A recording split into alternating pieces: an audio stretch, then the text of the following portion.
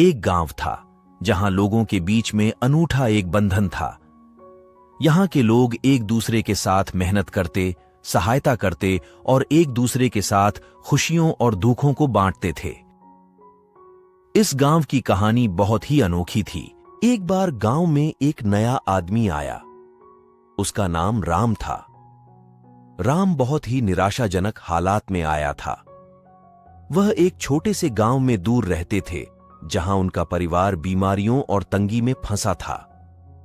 उन्होंने सोचा कि वह इस गांव में आकर नए जीवन की कोशिश करेंगे। राम गांव में आकर एक आदर्श बनने के लिए प्रयास करने लगे। वे हर काम में मेहनत करते, दूसरों की सहायता करते और सबके लिए प्रेरणा स्रोत बन गए। दूसरे लोगों की खुशियों और दुखों में भी वे सहभागी रहते। एक बार गांव में बड़ा दुहक का समय भी आया, जब गांव के मुखिया का बेटा अचानक बीमार पड़ गया। उसकी स्थिति गंभीर थी और उसके परिवार को इलाज के लिए पैसों की आवश्यकता थी। लेकिन गरीबी के कारण परिवार के पास इतनी धनराशि नहीं थी। जब राम ने इसे सुना, उन्होंने तत्परता से अपनी सभी बचत की राशि का उपयोग करके परिवार की मदद की। वे नहीं चाहते थे कि इस दुखी परिवार को किसी भी हमारी तरह जूझना पड़े।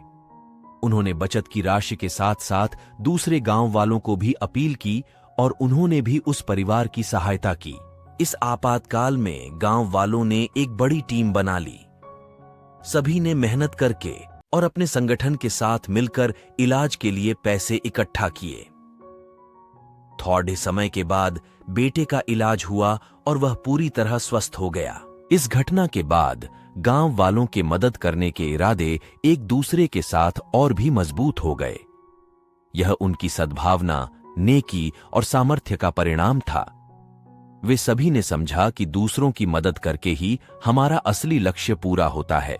वह गांव अब एक परिवार की तरह था, जहां हर कोई एक दूसरे का सहारा था।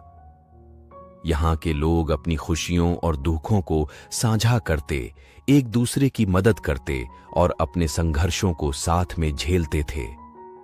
वे सब मिलकर इस दुनिया में एक सुंदर और समृद्ध जीवन जीने का तरीका सीख गए।